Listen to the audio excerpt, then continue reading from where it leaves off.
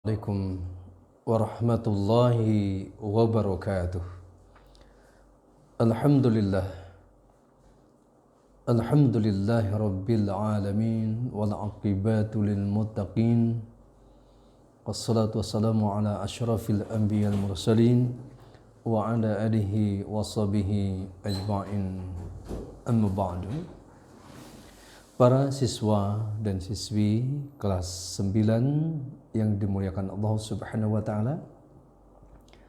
Alhamdulillahirabbil alamin. Pada kesempatan kali ini kita dapat berjumpa dalam rangka mempelajari kitab suci Al-Qur'an dari berbagai macam sisinya dengan berpedoman pada buku mahir baca dan tulis Al-Quran untuk SMP dan sederajat yang diterbitkan oleh penerbit Eka Prima Mandiri, ya, sebuah solusi tentunya agar kita semua dapat membaca Al-Quran secara baik dan benar, juga mengetahui ya sedikit demi sedikit kandungan Al-Quran yang kita baca, termasuk dari sisi mufradatnya, arti kosakatanya, terjemahnya, dan tentunya ya lebih luas lagi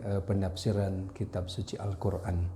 Nah, pada pertemuan kali ini kita akan membahas pada bab 1 tentang implementasi tafkhim dan tarqiq, yaitu tentu berkaitan dengan cara mengucapkan lafaz Allah Subhanahu wa taala dan huruf ro.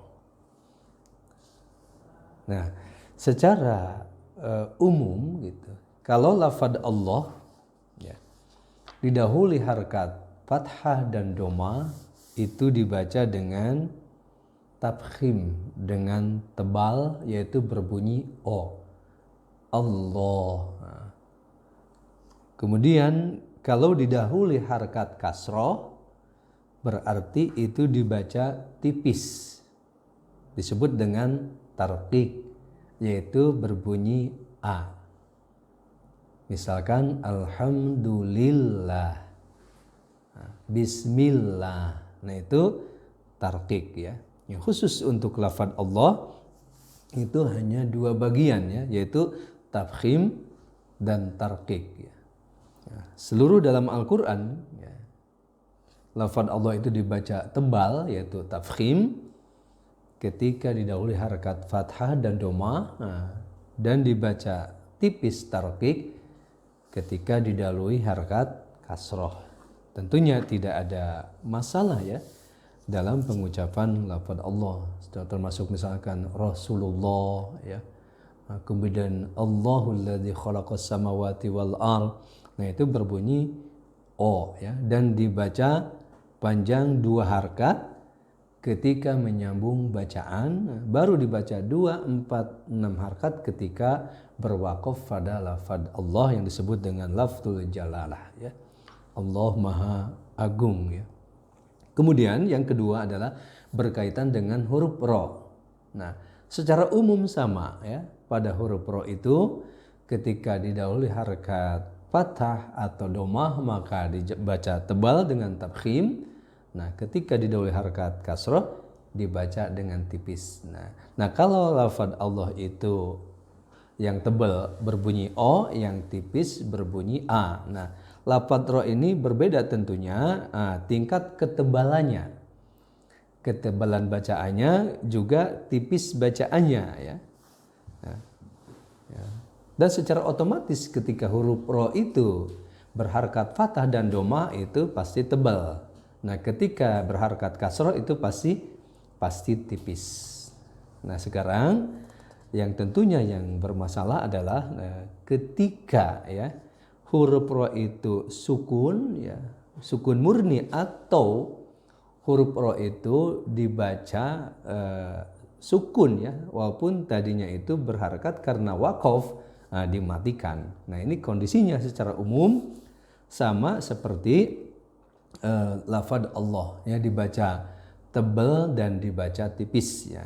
Nah, di sini dalam buku ini ada beberapa contoh ya yang memberikan rincian-rincian yang cukup rinci sebenarnya. Banyak contohnya, cuman secara garis besar misalkan ada kata-kata lafadz ro-nya itu huruf ro-nya yang didahului harkat fathah domah itu dibaca tebal, misalkan ulil absar, ulil absar.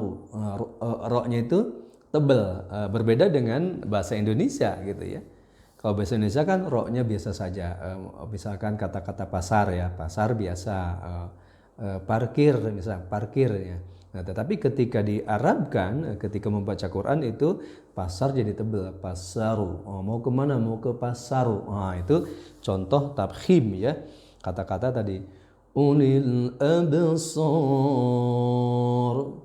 Nah, kemudian yang tipis di dalam harakat kasroh, misalkan harir, basir, qadir. Nah, itu caranya mudah sebenarnya, itu mulai teori sederhana. Jadi ketika yang tebal, nah bibir bawah itu didorong ke depan sedikit. Nah, yang tipis, yang kasroh itu bibir bawah sebelah kiri dikebawahkan seperti bahasa Indonesia cengengesan ya. Basir, basir. Nah, itu lafadz yang berkaitan dengan implementasi cara mengucapkan yang berkaitan dengan tabkhim, tarqiq pada huruf ro ya, dan lafadz jalalah, yaitu menyangkut dengan lafadz Allah Subhanahu wa taala ya. Nah, kemudian juga memang ada sedikit tambahan untuk ro ini ya. Ada yang bisa dibaca tabkhim tebal, juga ada yang bisa dibaca dengan tarqiq ya. Ketika kondisinya ya huruf ro tersebut ya berhadapan dengan huruf isti'la ya.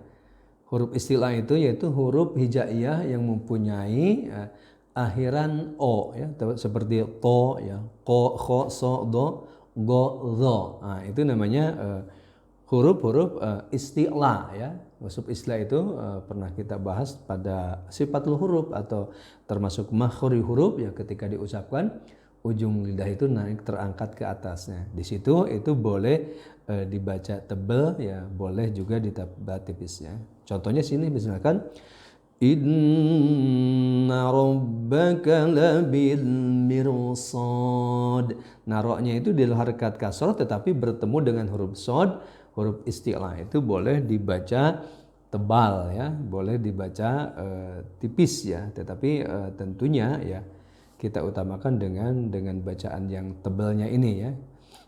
Juga kullu fir ya, firqin ya, itu juga ro ya dari harkat kasrah tetapi bertemu dengan huruf isti'la ya. Termasuk juga kata firqa ya, fir, nah itu fi qirtasin ya, firqatin. Nah, ini termasuk huruf-huruf yang berkaitan dengan huruf ro. Tetapi secara umum ya, tentunya untuk mempermudah ya, khususnya lafaz Allah ya, ketika di dalam harkat fathah dan doma itu dibaca tebal berbunyi o, ketika di dalam harkat kasrah dibaca tipis tarqiq yaitu berbunyi a ya, lillahi, kemudian yang tebal ilallahi, dan seterusnya ya. Kemudian pada lafaz ro ini yaitu dibaca tebal ketika ro itu berharkat fathah dan doma, dibaca tipis ketika berharkat kasrah ya. Kemudian ya dibaca tebal ketika diwakafkan didahului harkat fathah dan domah yang disebut tabkhim, dan dibaca tipis tarqiq ketika didahului harkat kasrah. Nah, ini beberapa sedikit uraian tentang implementasi tabkhim tarqiq pada lafaz Allah dan huruf ro. Nah, tentunya untuk kelengkapan ya materi ini ya kita praktekkan khususnya pada surah An-Nazi'at ya. Surah 79, mari kita praktekkan bersama. Kemudian juga kita implementasikan khususnya berkaitan dengan lafaz Allahnya, dengan hukum rohnya, juga tentunya dengan hukum-hukum lain yang pernah kita pelajari ya, termasuk lam ta'rib ya, kemudian nun sukun tanwin, mim bertasydid, dan hukum mad ya, serta tanda-tanda waqaf ya. Kita lihat mushafnya, lihat bukunya ya, kita bacakan bersama. أعوذ بالله من الشيطان الرجيم Bismillahirrahmanirrahim. Wan-nazi'ati gharqa wan-nashidati nashda was-sabihati sabha fas-sabiqati sabqa fal-mudabbirati amra yawma tarjufu ar-rajifah tatba'uha ar-radifah qulubun yawma idzin wajifah absaruha khashi'an yaquluna a-inna lamarduduna fil hafirah a-idza kunna 'idhaman nakhirah qalu tilka idzan karwatun khasirah fa innama hiya zajratun wahidah fa idza hum bis-sahirah hal ataka hadithu Musa إذ ناداه ربه بالوادي المقدس طوى اذهب إلى فرعون إنه طغى فقل هل لك إلى أن تزكى وأهديك إلى ربك فتخشى فأراه الآية الكبرى فكذب وعصى ثم أدبر يسعى فحشر فنادى فقال أنا ربكم الأعلى فأخذه الله نكال الآخرة والأولى إن في ذلك لعبرة لمن يخشى أأنتم أشد خلقا أم السماء بناها رفع سمكها فسواها وأغطش ليلها وأخرج ضحاها والأرض بعد ذلك دحاها أخرج منها ماءها ومرعاها والجبال أرساها متاعا لكم ولأنعامكم فإذا جاءت الضامة الكبرى يوم يتذكر الإنسان ما سعى وبرزت الجحيم لمن يرى فأما من طغى وآثر الحياة الدنيا فإن الجحيم هي المأوى وأما من خاف مقام ربه ونهى النفس عن الهوى وأما من خاف مقام ربه ونهى النفس عن الهوى فإن الجنة هي المأوى يسألونك عن الساعة أيان مرساها. Nah, ini beberapa contoh bacaan pada surah An-Nazi'at yang berkaitan dengan hukum ro yang dibaca tebal, yang dibaca tipis, baik dalam konteks ya berharkat fathah, dhamma dan kasrah yang merupakan implementasi dari bacaan hukum tabkhim dan tarqiq, lafadz jalal dan lafadz Allah. Mudah-mudahan tentunya kita bisa memahaminya, kemudian kita bisa mempraktekannya sehingga kita mampu membaca Al-Quran secara baik dan benar. Terima kasih. Wassalamualaikum warahmatullahi wabarakatuh.